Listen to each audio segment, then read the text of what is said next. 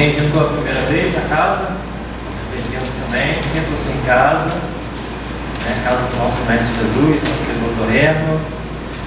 A gente vai falar de um tema muito interessante hoje, né? Que a gente precisa quebrar alguns tabus, alguns paradigmas, que é a essência da doutrina espírita, né? Começa a fazer a gente pensar de uma forma diferente, quebrando uma cultura antiga que a gente ainda traz na gente. A gente conversa hoje, a gente vai começar a nossa conversa na pergunta 963 do Livro dos Espíritos. Que está lá na última parte, né? Na quarta parte do capítulo 2, das penas e gozos futuros. Então, vamos começar, né? 963. Intervenção de Deus nas penas e recompensas. Com cada homem, pessoalmente, Deus se ocupa? Com cada homem, pessoalmente, Deus se ocupa? Não é Ele muito grande, nós muito pequeninos, para que cada indivíduo em particular tenha a seus olhos alguma importância? Deus se ocupa com todos os seres que criou, por mais pequeninos que sejam. Nada para a sua bondade é destituído de valor. Muito bem. A gente já está chegando ao final do Livro dos Espíritos, né? Estamos a 1019 perguntas, então já passou um tempinho desde que a gente estudou a pergunta número 1. Todo mundo se lembra, a pergunta número 1, onde Kardec sabiamente dá que é Deus, não quem é Deus.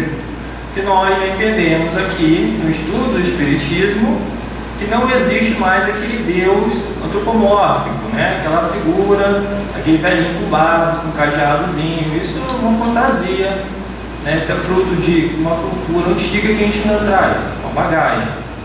Mas a doutrina espírita já acabou com isso, não é verdade? Então é claro para a gente que Deus já não é essa questão antropomórfica. Ótimo a gente pensar assim. A dificuldade é que a gente ainda não deixou de pensar assim totalmente. Então a gente está confundindo os critérios. Porque quando a gente pensa num Deus antropomórfico, dessa maneira que a gente ainda traz, a gente projeta em Deus dificuldades e limitações que nós temos. Então a gente acredita que Deus pode esquecer de alguém. Como a gente pode esquecer de alguém. Pode acontecer. Uma movimentação da semana, uma agitação, um problema no serviço, um problema em casa, o carro deu defeito, uma correria danada. Então a gente acredita, a gente pode esquecer. Só que a gente projeta isso em Deus. Por isso que eu estou chamando a atenção desse Deus aí, essa figura humana que a gente projeta em Deus. Erradamente. Nada é destituído de valor. A gente, vamos colocar bem, né, no popular. Será que Deus vai deixar de amar, de olhar a sua criação? Vamos, né, expandir um pouco a nossa maneira de pensar. Há até uma história bem interessante. Estava estudando e vi algumas palestras de um senhor que teve contato com o Chico Xavier. Em um determinado dia ele foi no serviço com o Chico. Chico colocou 2 punhados de bala nos bolsos do paletó, aquele paletó característico do Chico. Colocou 2 punhados, desceu e tinha muitas crianças na rua. Muitas crianças na rua. Então ele foi dando a bala a cada um deles. Dando a bala a cada um deles. E chamando pelo nome. Fulaninho, uma balinha aqui com você. Fulaninho, uma balinha, uma balinha, uma balinha. E muitas crianças. Essa pessoa que estava acompanhando o Chico, ele fala assim: eu não tive a audácia de perguntar de onde ele estava tirando tanta bala. Porque aqueles 2 punhadinhos de bala já tinham acabado há muito tempo. Eu não tive a audácia de perguntar isso. E a gente também não vai entrar nessa seara. Mas ao final ele perguntou: Chico, foram muitas crianças. Foi muitas crianças. Como é que você consegue lembrar do nome de cada um delas? Ele virou olhou nos olhos e disse: meu filho, quem ama não esquece. Quem ama não esquece. Então, se a gente ama, por mais atribulado que seja a nossa semana, as dificuldades, mas se tem alguém em dificuldade, né, que a gente tem um sentimento, a gente lembra. A gente lembra para fazer uma prece, a gente em determinado momento vai passar na casa, fazer uma visita. A gente também faz isso. A história de Chico conta isso de uma maneira muito clara. Vamos pegar Chico projetar Jesus. O que a doutrina, a literatura espírita, o que a gente já conhece, diz? Que Jesus chama a gente pelo nome. Pelo nome. Meu Deus. Então o Mestre Jesus, a gente às vezes acha que está muito distante. O Mestre. Não. Chama pelo nome. Vai chamar Lúcia, Guilherme, Leonardo. Vamos pegar Jesus, o Mestre, projeta para Deus. Então a gente já tem a resposta, né? Deus se ocupa com cada uma das suas criaturas? Claro que sim. E quando Ele nos criou, olha como a gente é mais importante do que a gente imagina, né? Quando ele nos criou, Ele ainda colocou lá na nossa carteira de trabalho de espírito, colocou assim, co-criador. Co-criador. Por que co-criador? Quando Deus quer ajudar, Ele aparece. Vamos lá no Deus antropomórfico de novo. Ele vai aparecer aqui, barbudinho, cajadinho, para ajudar a gente? Não vai, né? Então como é que Ele ajuda? Ajuda os homens pelos homens. Encarnados ou não. Pode ser espiritual, né? Ajuda os homens pelos homens. Então nós somos co-criadores. Então, em determinado momento, alguém está em dificuldade, aparece uma pessoa, nem é conhecida, para do lado das circunstâncias da vida e dá um conselho. Nossa, não tinha pensado nisso. Eu vou seguir isso e acaba ajudando. Se a gente buscar, importante, não é caráter de milagre, não é isso que eu estou falando, mas se a gente for buscar, a gente percebe que na nossa vida teve muita intervenção divina, né? Sempre tem, mas não pegar assim aqueles expoentes, pontos fora da curva, você fala assim, não, isso aqui, até eu entendi que foi Deus. Um amigo estava me contando que ele ia fazer uma viagem, fez uma prece pedindo proteção, viagem de carro, né? E ele fez uma prece. Proteja minha viagem, que nada aconteça. Terminou a prece, 1 minuto depois caiu no buraco, estourou o pneu. Aí ele ia reclamar, parou. Assim, não vou reclamar. Isso aconteceu. Acabei de fazer a prece, aconteceu. Não é por acaso. Existe acaso, gente? Aí depois que ele trocou, passou um borracheiro, seguiu viagem, chegou ao seu destino. No outro dia foi ver o noticiário. A 5 minutos dali tinha acontecido um acidente. Mais ou menos o período que ele ia passar. Coincidência?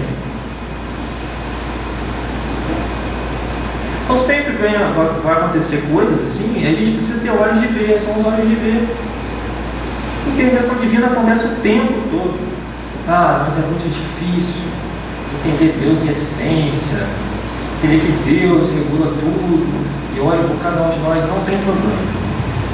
Ele sabe que a gente ainda não tem capacidade suficiente para isso.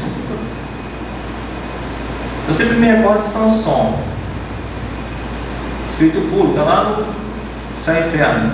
Sansão, espírito feliz. E ele fala assim: tudo que hoje você toma como fácil, normal, séculos atrás, para você era impossível. Por quê? Por causa da lei do progresso. Então, o que é para a gente impossível hoje, eu não consigo, a essência de Deus, não consigo. Não. Com a lei do progresso, você vai entender. Hoje, entenda que Deus é amor eterno. ora por todos nós sempre. Ponto. Um ponto. Segundo ponto, vamos usar a inteligência. Como é que o doutor Herman fala de Jesus e de Deus? Com amor, com gratidão. É doutor Herman, esse Espírito tão bondoso que cuida de todos nós. Opa, tem que levar isso em consideração. Como é que Jesus falava de Deus? E o mestre? O mestre sempre agradecia a Deus, o Pai. E o mestre é o mestre, né? É amor em essência. Então, pela inteligência, a gente já sabe que, opa, Deus amou. E o que seu coração, meu coração? Se somos criações dele. Então não há motivo para a gente duvidar. Se perguntar, Deus se ocupa com cada um de nós. Gente, confiante, sim. Se alguém perguntar na rua, Deus existe? Sim. Ele se ocupa com cada um? Sim. E confia, fala com certeza, porque não há motivo para duvidar disso. Se tiver com dificuldade ainda, vamos para mais uma. Tira tudo que é a criação dos homens. O resto é a criação de quem? Do acaso? Acaso, os sábios falam, né? É um pseudônimo que os orgulhosos atribuem a Deus, né? Não querem falar Deus, falam em acaso, mas é só nome. Porque sabem que é Deus. Então a verdade, ela é dosada para a gente. A gente ainda não tem condição.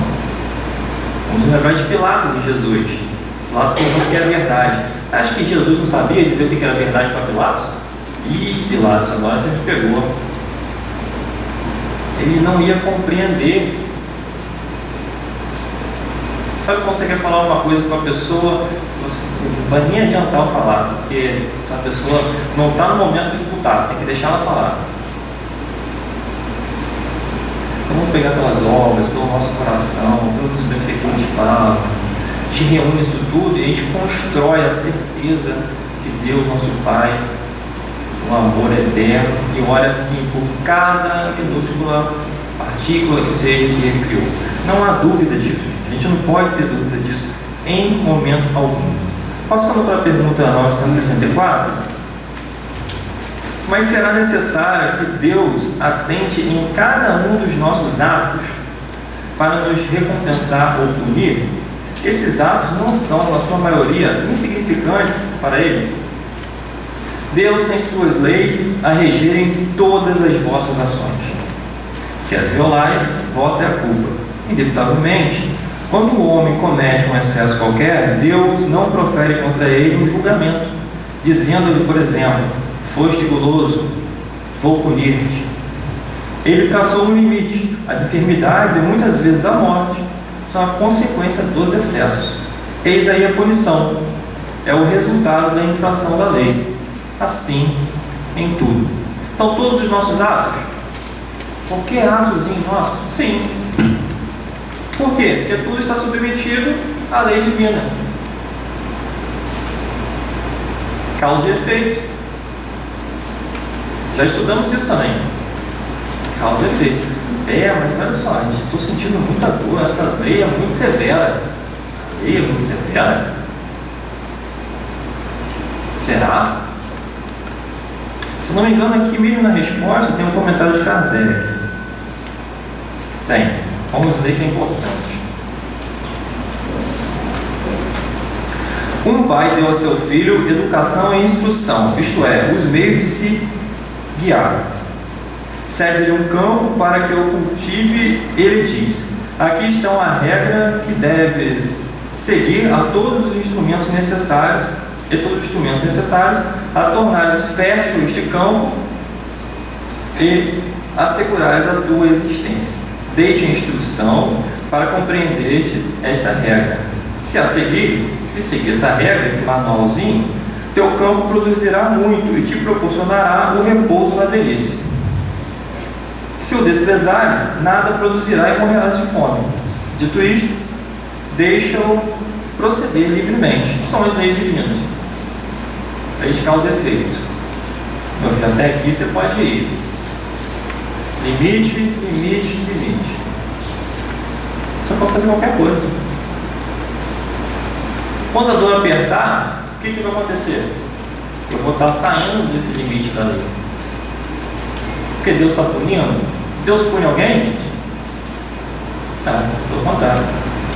Essa dor aperta é justamente para que a gente volte para o caminho reto. E olha como é a bondade divina, livre-arbítrio. Ele poderia colocar um automatismo, não? Ele passou aqui, ó, chegou 5% próximo desse limite aqui, automaticamente vou guiar você de volta. Aí veio virar robôzinho, né? Não, livre-arbítrio, você pode fazer qualquer coisa.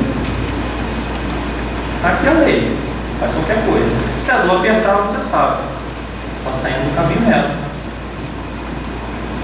Então, quando a dor aperta, é o momento em que Deus está mais próximo da gente. Curiosamente, é o momento que a gente acha que Ele está mais afastado.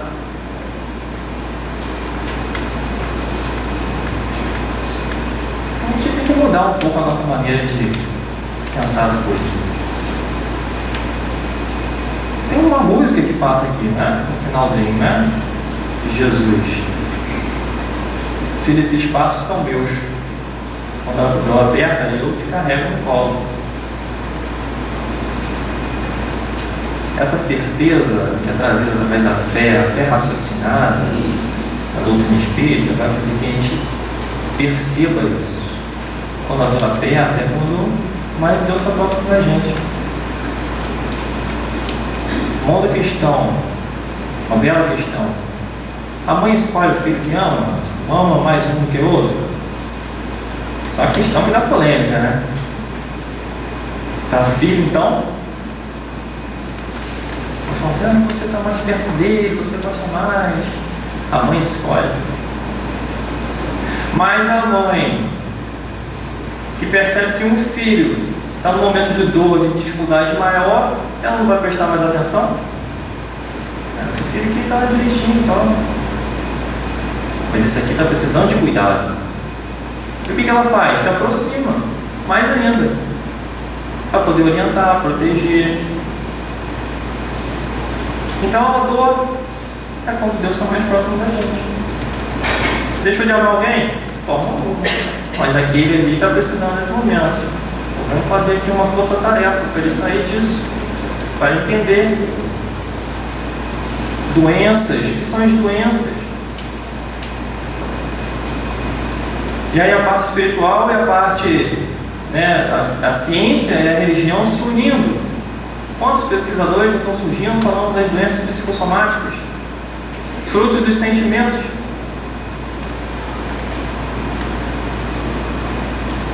Já estão entendendo que é o espírito que está sofrendo, não é o corpo. O corpo é o reflexo. Então a dor, sabe a frase, a dor é uma bênção que Deus envia aos seus eleitos. Mas a gente vai titubear ainda, porque a gente está em evolução, né? A gente ainda vai titubear um pouco em relação a isso. Quando a dor apertar, a gente vai pensar em reclamar um pouco, mas é importante que a gente volte à serenidade. Precisa voltar à serenidade, precisa voltar à certeza do amparo do Pai. Ele precisa sempre trazer o Mestre Jesus à tela mental, sempre. O que ele fez de errado? E a gente escolheu Barrabás. Não fez nada. E agradeceu pelo sofrimento, né? Então, Pai, agradeço pelo teste que me confiaste. São reflexões duras, difíceis, mas necessárias. A gente não pode, de forma alguma, esquecer isso. Eu trouxe um slide, esse pega aí. Você dá para ler, né? Eu tenho a mania de colocar as letrinhas muito pequenas. Porque lá no Céu e Inferno, voltando ao livro Céu e Inferno, que aliás, quem não sabe, é uma das obras básicas da doutrina espírita, ok? Pentateuco kardeciano, uma belíssima obra, um livro. A gente tem lá no capítulo 7, não apareceu onde? Está aparecendo.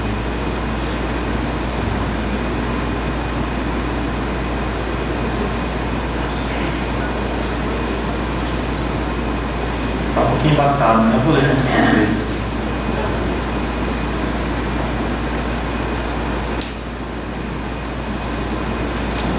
Lá no capítulo 7 do livro do Céu e Inferno, ele traz para a gente o código penal da vida futura. Porque a gente está falando de penas e gozos futuros, não é? Então tem um código lá. Tem um código? Tem um código. Ele fala assim para gente, ó, é um trechinho, tá, gente? Um pequeno trecho. O Código Penal da Vida Futura, elaborado pelo Allan Kardec com base nos ensinamentos dos espíritos superiores, pode resumir-se nestes 3 princípios. Resumindo, o sofrimento é inerente à imperfeição. Ok? Quanto mais imperfeito, a gente vai fazendo as escolhas erradas, mais a gente sofre.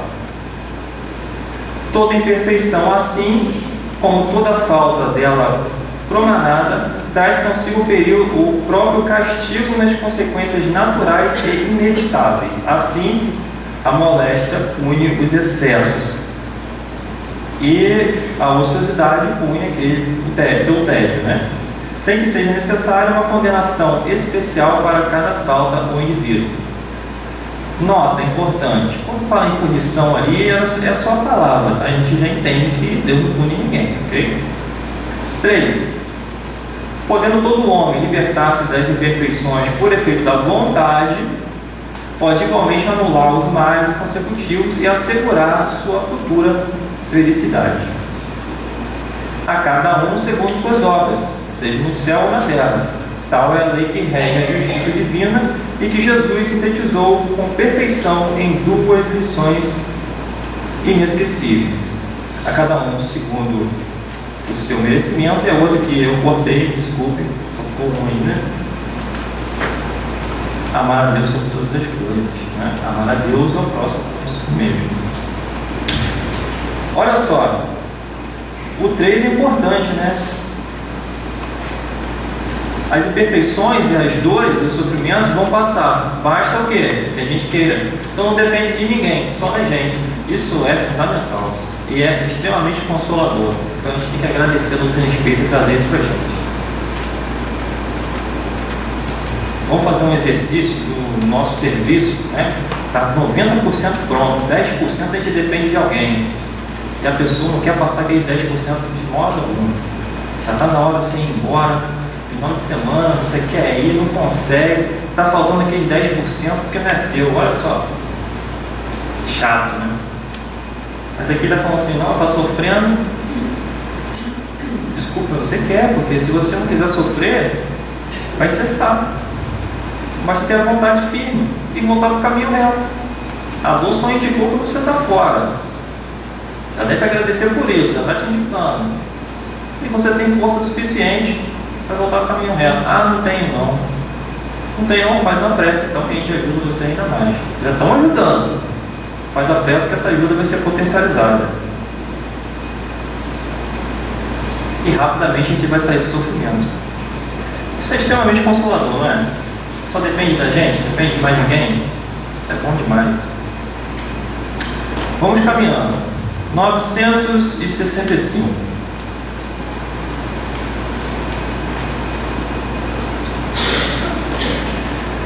Tem alguma coisa de material as penas e gozos da alma depois da morte? Não podem ser materiais, diz o bom senso, pois que a alma não é matéria.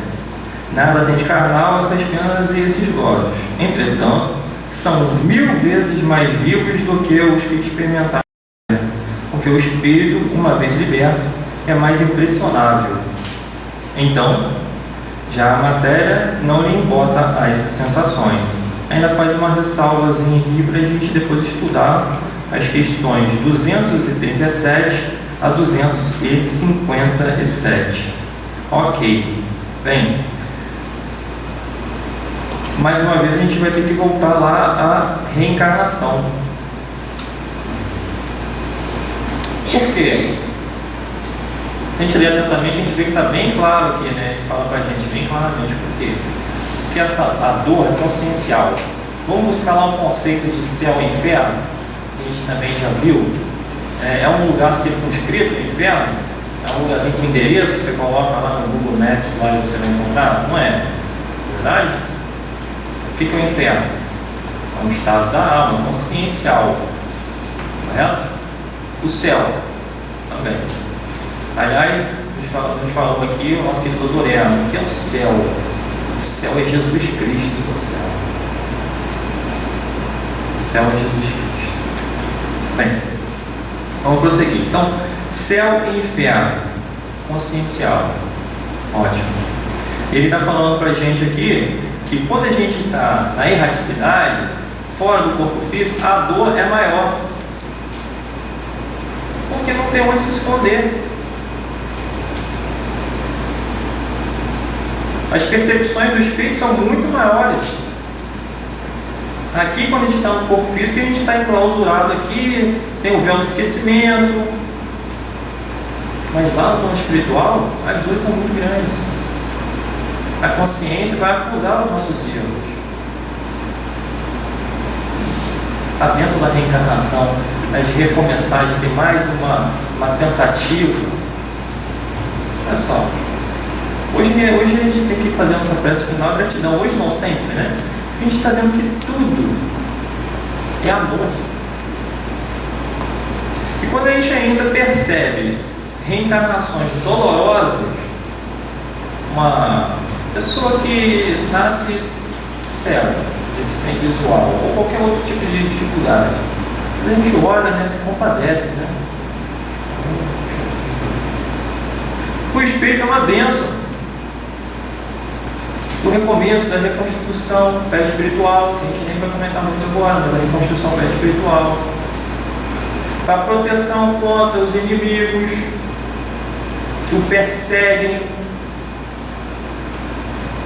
Então ele reencarna, ele tem esse bálsamo, e é escondido, digamos assim, né, pelo novo corpo físico que ele tem. Olha essa importância. Vocês já viram em algum momento, na televisão, em qualquer outro lugar, né, uma pessoa com dificuldade? Eu já presenciei isso, né, já assisti. Deficientes físicos, vamos colocar assim, que tem uma alegria de viver que constrange a gente. Porque mesmo com as limitações físicas, eles têm uma alegria de viver tão grande que constrange a gente, né? Porque um minuto antes a gente estava reclamando de alguma coisa. Eita! Rapaz, que alegria é essa? Os caras têm que não tem. Espíritos que já entenderam a bênção da reencarnação, do recomeço, de uma nova oportunidade, com um novo dia que vai raiar. Nós somos espíritos imortais. Uma encarnação, um dia, de tantos e tantos outros.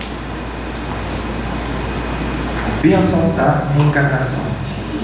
Então, por tudo dai graças, né? Por tudo dai graças. Miramês fala para a gente assim: no plano do espírito, as sensibilidades são de maior importância, de modo que o que pensas logo será obedecido. Porque pensamento é matéria. O plano espiritual, aqui também, né? Tem as vibrações, as faixas de vibração. Então, o que a gente pensa é o que a gente é. É necessário, então, que tenhamos muito controle dos pensamentos, porque eles são reais. E a natureza responde imediatamente à nossa vontade. Para o espírito educado, isso é ótimo. Mas para o espírito cheio de paixões inferiores, é melhor ficar escondido na carne até assimilar e viver a educação espiritual. Então, a gente pede para mim, a gente implora para mim. Não adianta reclamar que aqui está difícil, porque a gente pede. E a gente tem que aproveitar o tempo que nos é dado, reencarnando. Correto? 966. Por que das penas e gozos da vida futura faz um homem, às vezes, tão grosseira e absurda ideia? Inteligência que ainda não se desenvolveu bastante. Compreende a criança as coisas como adulto? Isso, ao demais, depende também do que se lhe ensinou. Aí é que há necessidade de uma reforma. Muitíssimo incompleta é a vossa linguagem para exprimir o que está fora de vós. Teve-se então que recorrer a comparações e tomaste como realidade as imagens e figuras que serviram para essas comparações.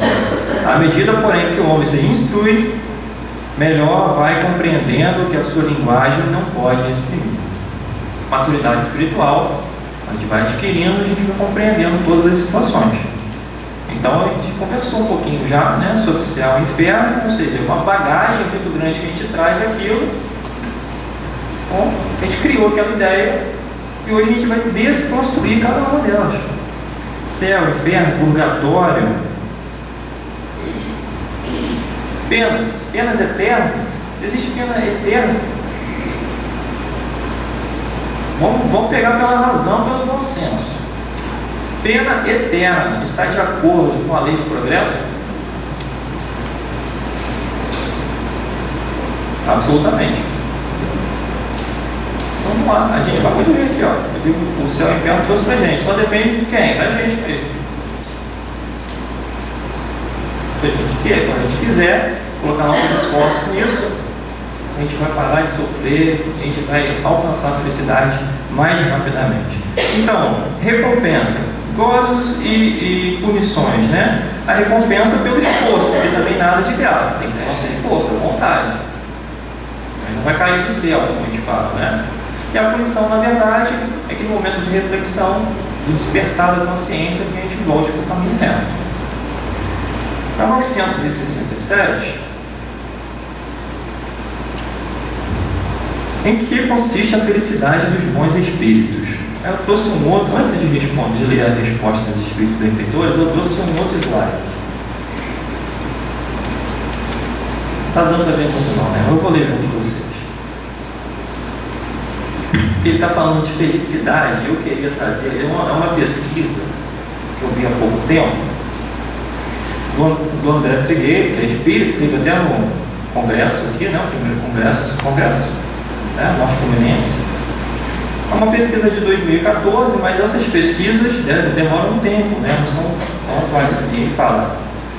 As mais recentes pesquisas sobre voluntariado no Brasil revelou que apenas 3 em cada 10 brasileiros já realizaram alguma ação voluntária na vida. Entre os que jamais doaram parte do tempo ou energia em benefício de alguma obra ou projeto, o principal motivo alegado para isso é a falta de tempo, 40%. Nunca foram convidados, 29%. Nunca pensaram nessa possibilidade, 18%. E não sabem onde obter informações a respeito, 12%. Trabalho voluntário.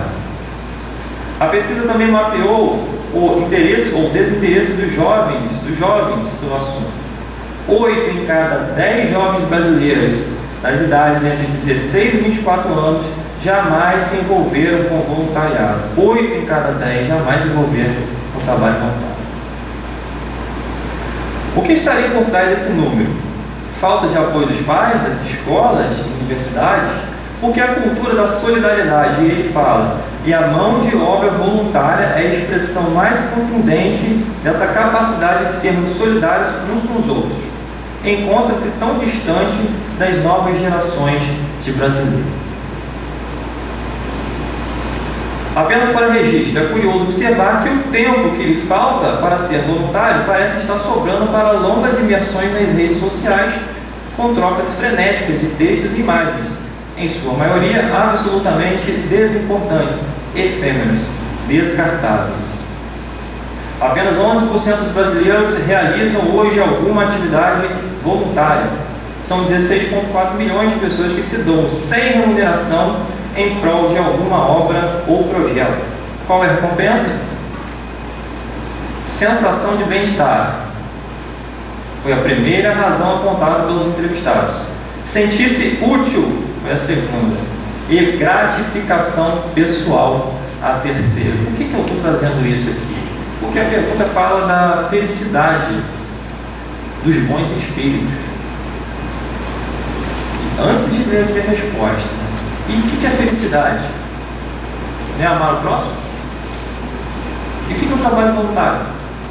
Não é se doar ao próximo? Aqui na casa tem um monte de trabalho. E tem outras instituições. E o mais importante, e quanto cuidado a gente tem que ter com isso? Vamos cruzar essas informações com o último: suicídio entre jovens. De assunto mantido entre 4 paredes a tema de série de internet, o suicídio de jovens cresce no mundo inteiro, no mundo de modo lento. Não, cresce de modo lento, mas constante no Brasil.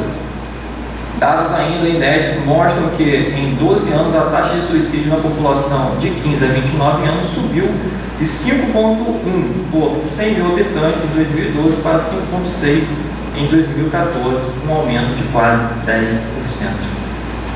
Não sei se vocês pegaram, mas eu vou trazer aqui à tona. Jovens de 15 a 29 anos, lá no voluntariado, qual a idade que era? Dos jovens, dos 8 entre 10, que nunca sequer pensaram no trabalho voluntário, a mesma idade praticamente. Então a taxa de suicídio está ligada diretamente à falta da busca de Jesus, do Mestre, do trabalho voluntário e suas orientações. Amar a Deus ao próximo como a si mesmo. Esse é o caminho da felicidade. Então quando pergunta aqui em que consiste a felicidade dos bons espíritos, porque eles já seguem isso. E a gente está se perdendo, está abandonando a vida, trazendo mais dificuldade, porque a vida não cessa. A primeira reação do espírito que se suicida, além da dor imensa, a frustração, porque a vida não vai cessar. E é a mesma faixa. Os jovens que nem pensam nisso, que não se doam, que não ajudam, são os jovens que estão deixando de viver. Caminhos totalmente opostos. O caminho oposto da felicidade, que é a doação. Nosso tempo acabou, né? Posso encerrar. Falei demais. Tem mais uma perguntinha. Vou ler um trechinho só da resposta. Um trechinho da resposta. Resposta da 967, né? Em que consiste a felicidade dos bons espíritos? Em conhecerem todas as coisas, em não sentirem ódio, nem ciúme, nem inveja, nem ambição, nem qualquer das paixões que ocasiona a desgraça dos homens. Só aí tá bom, né? Já deu uma... O amor que os une lhes é fonte de suprema felicidade. O amor que os une. E finalizando, a 968, né? Citais entre as condições da felicidade dos bons espíritos a ausência das necessidades materiais, mas a satisfação dessas necessidades não representa para o homem uma fonte de gozos? Sim, gozo do animal. Quando não pode satisfazer a essas necessidades, passa por uma tortura, ou seja, é grosseiro, né? A gente quer a felicidade grosseira das paixões terrenas. A gente ainda não entendeu que a felicidade real é a pergunta anterior, que é amar uns aos outros. Então, meus amigos, que o nosso Mestre Jesus nos abençoe sempre, que a gente desperte para isso, para que a gente possa, o mais rápido possível, desfrutar dessa verdadeira felicidade que nos aguarda. Boa noite.